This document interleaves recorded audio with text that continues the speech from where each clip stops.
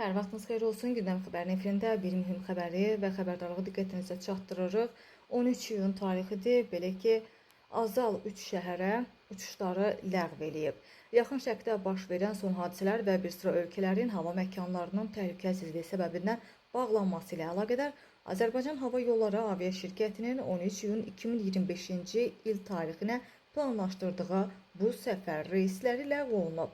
Bakı, Lahor, Bakı, J245 və 146, Bakı, Mumbay, Bakı, J2059 və 060, eləcə də Bakı, Dammam, Bakı, J2, 8205 və 8206 sayılı təyyarə reysləri ləğv olunubdur. Qeyd edək ki, Azal uçuşlarının təhlükəsizliyini əsas götürərək vəziyyəti daim nəzarətdə saxlayır və sərnişinləri hər hansı yenilik barədə operativ şəkildə məlumatlandıracaq. Və əlavə bir suallarınız olarsa, sərnişinlər call center @Azal az elektron poçt ünvanına da müraciət eləyə bilərlər deyə mətbuat xidmətinin məlumatında bildirilir.